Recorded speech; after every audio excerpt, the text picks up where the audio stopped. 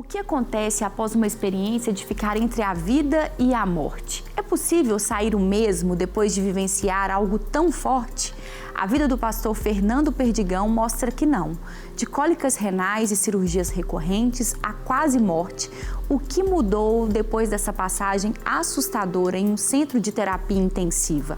Como a história desse bom motivo para viver continua, é o que você vai ver a partir de agora.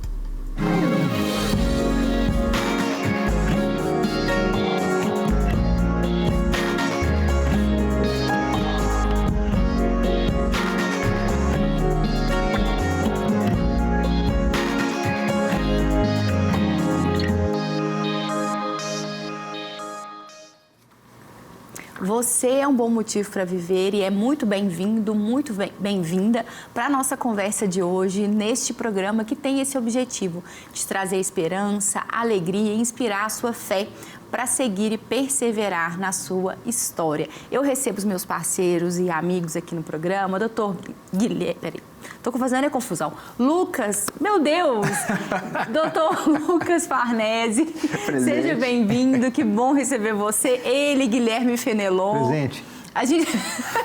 A chamada aqui hoje começou confusa, mas com eles, meus parceiros queridos, neste programa que tem esse fim de inspirar as pessoas, não é verdade, doutor Amém. Lucas? Trazendo uma mensagem positiva aí para as pessoas. E tá animado para hoje? Vamos mais um. Sempre com uma história. E hoje uma história do pastor, como eu falei aqui, Fernando Perdigão. Às vezes a gente tem a sensação de que a gente tem todo o tempo do mundo. E é uma ilusão, né? A gente não sabe quanto tempo a gente tem. A gente sabe que o autor da vida tem esse poder de estabelecer para nós os nossos dias, o nosso tempo, a nossa estação. E talvez você possa pensar assim, nossa, mas é uma história muito chocante, que de uma pessoa que estava lá com cólica renal, tinha um enfrentamento, você vai conhecer um pouco mais a história, e de repente uma enfermidade grave que estava ali entre a vida e a morte. Todos nós, né? Quando eu ouvi a história do Fernando, eu fiquei pensando, eu falei, gente, a gente está todo dia vulnerável entre a vida e a morte. A gente não sabe quanto tempo entre a vida e a morte a gente tem. Então, é por isso que a gente tem que aproveitar bem e viver bem. Então, o programa de hoje é para exatamente te inspirar a viver bem. Vamos ouvir a história do Fernando. Aproximadamente 10 anos atrás, eu tive a minha primeira cólica renal. Nunca tinha experimentado uma dor tão grande. Fui para o hospital, acabou que eu precisei de fazer uma primeira cirurgia. Depois desse tempo, eu continuei com constantes cólicas renais e cirurgias durante um período muito longo e acabou que nesse período eu comecei a fazer vários exames para tentar identificar a causa desse problema que eu tinha de estar gerando tantos cálculos grandes que eram sempre cálculos que saíam na cirurgia. Aproximadamente 5 anos atrás eu descobri que o meu rim direito ele tem uma enfermidade que tudo que é conservante ele retém. E acaba que isso forma muito cálculo de uma forma muito rápida e gera toda essa situação na minha vida. E então, desde 5 anos atrás, eu faço um tratamento específico para que os cálculos que são formados, eles saiam pequenos. Então, eu tenho a tendência a expelir muito cálculo pequeno, nem dor eu sinto mais. Isso já era uma normalidade na minha vida. No dia 5 de agosto, eu tive uma crise de cólica renal muito forte. E normalmente quando eu tenho uma crise mais forte, eu tenho algumas medicações que eu tomo, já pelo médico mesmo, para me esperar algumas horas, porque como eu consigo expelir esses cálculos, a grande parte dos cálculos, eu não preciso de ir no hospital. Então, tomei a medicação, aguardei um período, já era à noite, por volta de 1 hora da manhã, eu expeli um cálculo muito grande. Depois, 4h30 da manhã, expeli o segundo cálculo grande. E aquela dor passou, aquele incômodo passou, aliviou. E pela manhã eu acordei, eu tinha algumas responsabilidades na igreja. Saí normalmente para cumprir todas as minhas responsabilidades. E a cólica renal voltou muito forte. Então eu já estava determinado que eu iria para o hospital. E eu pensei, olha, eu vou passar no supermercado, vou passar na padaria, vou deixar as coisas lá em casa, porque eu tenho uma esposa, 2 filhos pequenos, para que ela não passe aperto, porque caso fosse algo cirúrgico, eu já deixaria ela preparada ali para ter todo o suporte. E quando eu entrei no primeiro lugar, que foi na padaria, quando eu estava entrando na padaria, eu senti um mal-estar muito grande e eu desmaiei dentro da padaria. Nunca tinha acontecido isso comigo. Não estava mais na normalidade, não era mais algo que você vai falar assim, já aconteceu com você? Não, eu nunca tinha desmaiado. Passou um pouco, eu acordei, eu me levantei, as pessoas até não queriam que me levantasse, eles já tinham chamado o SAMU, mas acabou que o SAMU entrou em contato novamente, e aí eu falei, não, eu estou bem, pedi para que o irmão da igreja viesse me ajudar, então ele foi lá na padaria, me pegou, fui para casa trocar de roupa, enquanto isso eles foram buscar meu carro, e eu fui para o hospital. Até aí eu ainda achava que estava dentro daquela normalidade, dentro de tudo que eu já tinha passado nas outras cirurgias. Tinha muito tempo que eu não operava, mas provavelmente eu teria um cálculo que teria que operar ou algo assim. Então eu não estava assim tão preocupado. Para mim estava ainda dentro do controle de algo que já acontecia constantemente na minha vida. É interessante escutar, né, o pastor Fernando falando, porque faz a gente pensar realmente como que a gente acaba se acostumando com alguns processos, né? Ele tinha um processo muito ruim relacionado à questão renal dele, a uma coisa já crônica ali, e vai acostumando, acostuma com a dor, acostuma com o processo, espelha o cálculo, vai para o hospital civil, ele já fazendo todo o plano ali, para, se precisar, fazer uma cirurgia, a esposa, né, a pastora Flávia, sua família está ali bem assistida. E a gente, às vezes, a gente acha que a gente consegue realmente controlar as coisas que acontecem com a gente, né? A gente acha que a gente tem o domínio de tudo, né? Só vou ali, vou fazer ali de novo, né? Vou resolver ali a minha situação e pronto, né? Depois eu volto e tá tudo resolvido.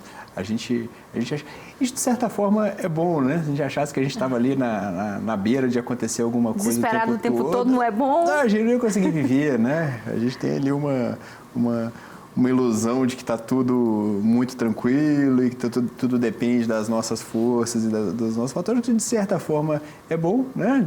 Numa certa medida, mas numa outra medida a gente tem que tomar cuidado, né? A gente tem que tomar cuidado, a gente tem que ficar atento ali que existem outros fatores, né? A gente tem que se preparar para a gente não ficar sendo pego de surpresa ali pelos acontecimentos da vida. Né? E vamos ver então como que foi que ele entendeu que realmente ele tinha sido surpreendido com algo mais grave. Vamos ver. Quando eu cheguei na triagem, eu já ganhei a pulseira vermelha, que é uma emergência. Eu não entendi por quê, porque eu não estava tão assim consciente. Eu estava consciente, mas eu não estava entendendo. Eu estava com muita dor e muito mal-estar. Mas quando eu entrei ali, minha pressão já estava 7/6. Eu já estava tendo alguns sintomas de algo que não era tão normal. Então, por volta de meio-dia, eles começaram a fazer os exames para tentar identificar o problema, o que estava acontecendo. Normalmente, você tem que aguardar 2 horas, 3 horas para o resultado dos exames. Quando eu fui fazer uma tomografia, eu desmaiei, aí demorou muito mais para poder fazer. Eu desmaiei 1 ou 2 vezes lá e fizeram todos os exames. Por volta de 4h30 da tarde, eu estava ainda com muito mal-estar, eu estava deitado, eu não conseguia levantar a minha cabeça, eu já estava sendo medicado, eu já estava recebendo muita medicação. Eu estava muito próximo da mesa onde que ficam os enfermeiros e os médicos no ambulatório. E eu comecei a observar, começou a chegar muito médico, eles conversando entre si. E eu comecei a observar, eles falando, olha, nós não vamos conseguir operar se não tiver a vaga no CTI. Eu olhei, até falei com o meu colega, falei, quem será que está tão ruim aqui dentro?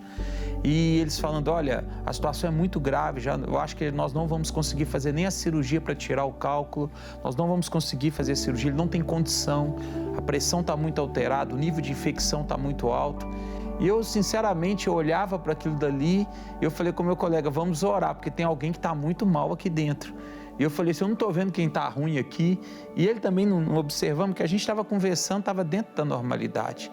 Por volta de umas 5 horas, veio aqueles médicos conversarem comigo, me explicando o que estava acontecendo comigo. Eu tinha tido uma obstrução do canal, o meu rim provavelmente ele parou de funcionar e eu tive uma infecção de urina que rapidamente se alastrou para o sangue e eu estava tendo uma infecção generalizada, eu estava quase tendo um choque séptico. Por que quase tendo um choque séptico? Porque quando eles decidiram que iam me levar para o bloco cirúrgico, eu tive um desmaio, minha primeira parada cardíaca. Aí isso era por volta de 5h30, 6 horas da tarde. E eu não entendi direito, porque eu fechei os meus olhos, eu desmaiei. E depois de algum tempo eu acordei, eu estava numa outra sala, cheio de equipamento ligado em mim, muitos médicos, muita coisa acontecendo, tirando sangue do pé, tirando isso. E eu falei, gente, o que está acontecendo? Eles conseguiram me estabilizar e me levaram para o bloco cirúrgico. Já estava descartado a cirurgia. Ia ser colocado em mim apenas um duplo J, que era um catéter, para tentar desobstruir o rim, para ele voltar a funcionar, para que aquela urina não fosse para o sangue novamente e a infecção diminuísse. Quando eu iniciei dentro do bloco cirúrgico, eu comecei a conversar com o anestesista, eu já estava lúcido, conversando, ele fazendo aquelas perguntas, que são perguntas corriqueiras, se tem alergia, outras coisas assim. Quando ele foi me dar anestesia, eu vomitei. Ninguém sabia, nós não sabíamos, mas eu estava com uma hemorragia no esôfago muito forte. E esse sangue estava descendo para dentro do estômago, e não dá para saber o período. Mas eu vomitei esse sangue que já estava grosso, coagulado, parecendo uma graxa. E esse sangue subiu, ele não saiu, voltou e tampou meus 2 pulmões. Foi a última coisa que eu me lembro, eu me debatendo, porque eu fiquei sem oxigênio. E eu não lembro de mais nada. Eu entrei para dentro do CTI de hospital com 80% de chance de falecer e 20% de sair de lá totalmente sequelado. Meu Deus, um quadro totalmente incomum, até para vocês médicos, né, doutor Lucas? Incomum, né? Um cálculo renal que evolui dessa maneira, né? Dessa magnitude, né? E previsível, né? Não dá para esperar, né? Já estava ali tendo outras dores, né? Outros casos que chegou relativamente tranquilo, né? Não estava nem entendendo o que estava acontecendo, né? Ele relata ali que quem que será que é esse que está tão grave desse jeito, né? Então ele não estava tão sintomático assim, né? Não estava com essa sintomatologia toda, apesar dos dados vitais dele ali estarem mostrando, né? Que já recebeu a pulseirinha vermelha lá na portaria, né? Pulseirinha vermelha significa que na triagem ali identificou que ele já estava muito mal, né? E ele não entendeu o porquê da pulseira vermelha, né? Estava lá, não estava entendendo quem que estava tão grave assim que ia precisar passar por aquele procedimento todo. A gente acostuma com a dor? É possível que ele tenha acostumado com tantos episódios de dor muito grande causada pela questão nos rins? Você vai acostumando? Pode acostumar. Eu teve um feriado que eu tive 4 num feriado inteiro, né? A primeira eu estava aguentando. Para chegar no hospital foi um caminho pequeno, mas eu não estava aguentando. A última eu já estava tranquilo, fui sentado e uma adaptação assim curta, né? Claro que dói pra caramba, né? Claro que não é daqui a pouco eu vou, né? Eu já estava incapacitado para fazer muita coisa. E a gente acostuma tanto a dor física quanto a dor emocional, né? Às vezes as pessoas vão se acostumando, né? Vão ali vivendo relacionamentos, vivendo aquém ali do que elas podem viver, né? E a gente vai se adaptando, né? A gente vai se adaptando. E às vezes por isso não coloca urgência para buscar ajuda, para poder achar alguém que vai conseguir resolver aquilo. E a coisa vai ficando, até que vira uma urgência, né? Até que a pessoa tem que ir lá e tá com um quadro grave, muito, muito sintomático. Você falou dessa questão do episódio com relação aos rins e tal, tem a ver com predisposição genética? O que explica isso? Tem a ver com predisposição genética, né? Ele falou da questão de não podia comer nada que tinha conservantes, né? Que havia uma retenção e formava o cálculo, né? Então, às vezes, a pessoa bebe pouco líquido, né? Não sei qual que era o contexto dele ali, mas tem vários fatores que explicam, né? Nada é só genético, né? Às vezes a gente tem a predisposição genética, mas a doença não se manifesta, né? E às vezes tem pessoas que não têm a predisposição genética e por uma vida desregrada, uma vida mal cuidada, ou por fatores ambientais, manifesta uma doença mais grave. E a partir disso ele precisou sair nessa busca para poder investigar o que estava acontecendo. Vamos ver. Eu precisava de fazer uma cirurgia para tirar o cálculo, que ele não foi retirado. Eu voltei no médico na outra semana e eles pediram para mim fazer vários exames. Eu fiz muito exame. Eu fiz mais do que o normal para uma cirurgia, porque existiam várias situações que eles estavam preocupados. Eu lembro que quando eu fui levar todos os exames para o anestesista, devia ter umas 6, 7 pessoas lá esperando, eu cheguei mais cedo um pouco. O anestesista abriu a porta, olhou para mim e falou assim, Fernando. A secretária falou assim, não é ele não, doutor. Falou assim, é ele sim. Eu não conhecia aquele moço. Eu entrei dentro do consultório e falou assim, olha, eu estava no dia que você passou mal. Eu olhei para ele e falei assim, doutor, obrigado, então, me dá seus exames aqui. Ele começou a pegar meus exames, ele pegou a chapa do meu pulmão. Ele falou assim, é inacreditável isso daqui. Seus 2 pulmões estão totalmente limpos. Como que eu explico isso? Eu não consigo entender isso. Eu fui liberado para a cirurgia e o que mais me assusta é que depois que tudo isso aconteceu, que eu comecei a ter as informações daquilo que aconteceu comigo, de tudo. Você vai falar para mim, o que mudou na sua vida? Tudo. Meus valores. Eu acho que a gente precisa de aproveitar mais o nosso tempo com aquilo que realmente tem importância. Confiar mais em Deus. Hoje eu posso falar que eu confio em Deus de olho fechado. Porque eu não tenho motivo para estar aqui hoje se não foi Deus. A medicina não tinha resposta para a minha vida.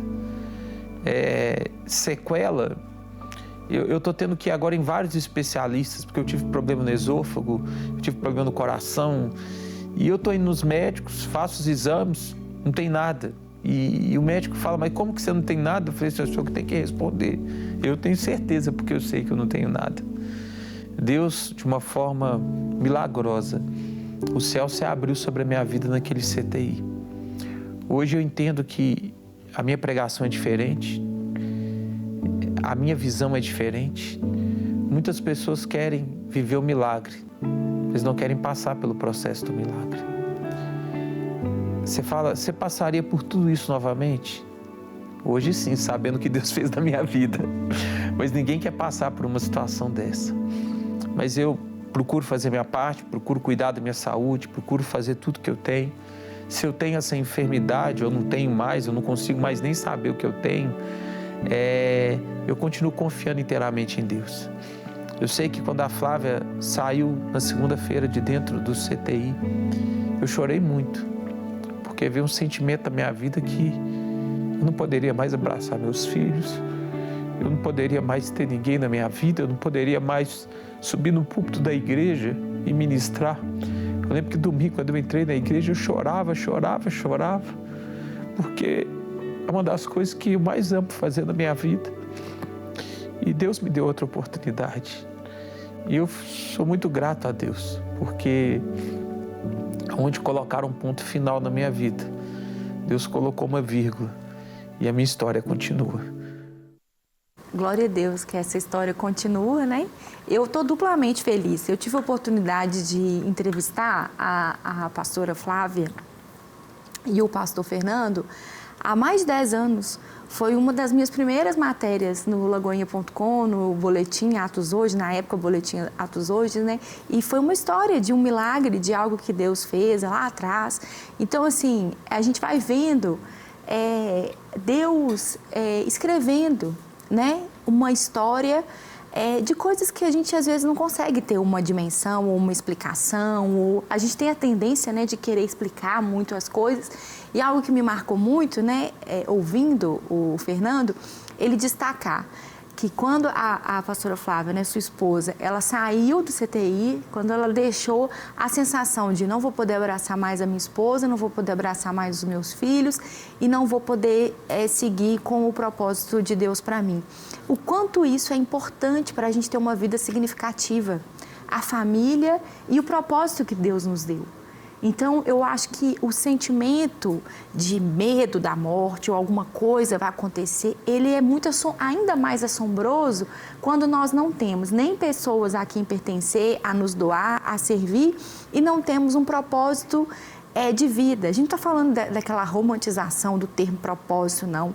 Porque o propósito, o que eu acredito, a gente fica naquela coisa e tal, ele foi instituído por Deus muito claramente sobre nós amar a Deus sobre todas as coisas, amar o próximo como a nós mesmos e fomos enviados por Deus, portanto, por todo mundo, fazendo discípulos. Então, é isso, a gente faz isso na padaria, a gente faz isso trabalhando, a gente faz isso arrumando casa, a gente faz isso num story, no Instagram, em tudo que a gente faz, né? Então, eu queria que você falasse um pouco pra gente dessa pessoa hoje que precisa de uma palavra, Guilherme, para encontrar realmente um sentimento de tipo, eu tenho família com pessoas com problema, mas eu preciso amar essa família, eu tenho pessoas que eu preciso servir, eu preciso retomar, recobrar, porque às vezes a pessoa está com saúde, mental, ela está com saúde espiritual, mas ela perdeu o vigor do reino, ela perdeu essa vontade de servir, de fazer parte de algo que Deus está fazendo neste tempo. Thalita, é muito importante a gente conversar um pouco sobre isso. Eu gosto muito de um termo, e o caso dele é muito ilustrativo para a gente usar esse termo, de ser atravessado. A gente entende que ele teve um processo que atravessou ele de forma tão profunda que nunca mais. Assim, quando eu pisei na igreja de novo e que eu entrei lá novamente, ele se derrama em prantos ali, porque talvez tenha pensado que nunca mais ia acontecer isso. Então aquela experiência o atravessa de tal forma que a vida dele foi mudada. Eu passei a fazer as coisas de uma outra maneira, não que fizesse antes, mas tudo ele passou a ter uma dimensão que ficou muito mais gigante, ficou muito mais clara diante dele. A gente não tem vivido tempos fáceis.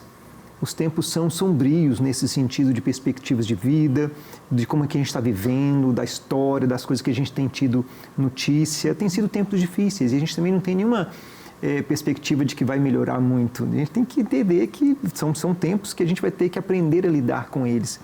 Uma das coisas que a gente pode dizer para as pessoas é pensar o seguinte: em que momento da sua vida você foi atravessado? Em que momento que esse evangelho, de alguma forma, atravessa a sua vida e é uma coisa que você não tira mais, você foi atravessado por aquilo, é alguma coisa que ficou para sempre, eternizado na nossa própria vida. E naquele momento, alguma coisa aconteceu e a gente precisa de trazer isso à memória. Vamos lembrar daquele momento onde a nossa vida se modificou, onde eu compreendi esse salto da fé, esse novo ambiente que me foi apresentado e que eu tive uma experiência maravilhosa com Deus. Onde que isso está? Isso está guardado. A gente tem uma memória maravilhosa com relação a esse episódio que aconteceu na nossa vida. E eu preciso de fazer isso ser vivo, ser lembrado. Eu preciso de trazer à nossa mente o reviver desse momento, que ele se perpetua na nossa própria vida, nesse dia, nesse cotidiano que acontece. Eu sou uma pessoa que foi atravessada pelo Evangelho e a minha história nunca mais foi a mesma. Eu posso ter vivido outras inúmeras experiências na minha vida, mas eu nunca mais terei uma vida como eu tinha antes.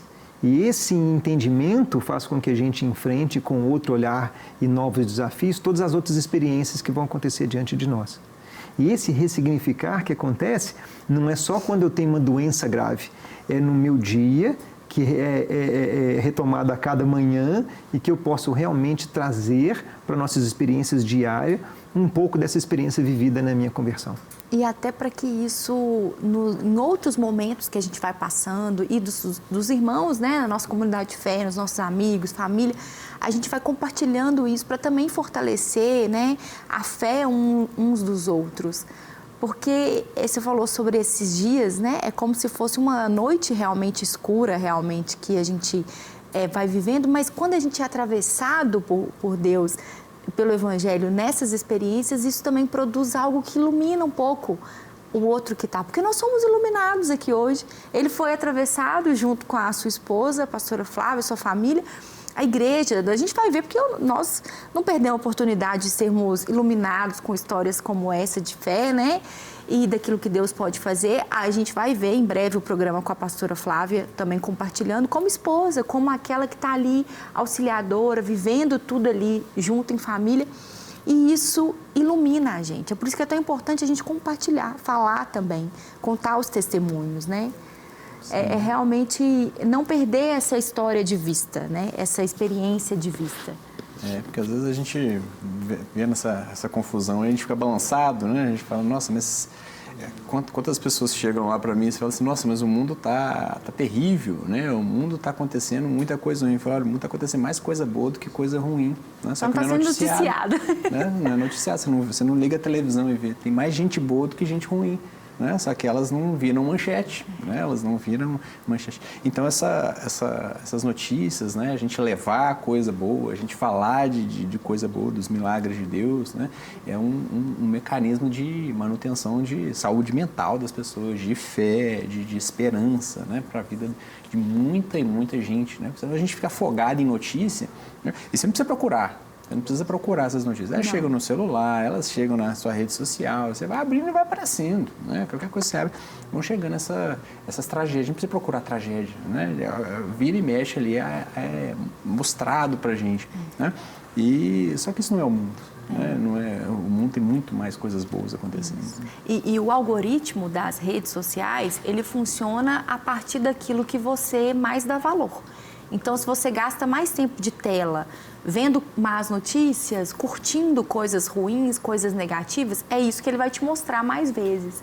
Então, talvez essa reflexão seja para que você também faça melhor as suas escolhas, porque aquilo que você vai valorizar na sua vida é o que vai crescer na sua história. Então, se você quer ter, uma experiência de ser realmente iluminado, faça isso a partir daquilo que você vê, a partir do que você escute, como a palavra diz, tudo que for bom, tudo que for de boa fama, tudo que for amável, tudo aquilo que for produzir um fruto eterno, que seja isso o maior investimento da sua história. Porque sim, nós somos corriqueiramente, mais do que a gente imagina, somos atravessados pelo Evangelho, pela experiência com Deus, e nós carregamos uma resposta que este mundo precisa para ser iluminado em tempos sombrios. Que Deus te abençoe e até o próximo programa, se Deus quiser. Obrigada, Guilherme. Obrigado, Thalita. Obrigada, Lucas. Obrigado, Thalita. Até o próximo. Até.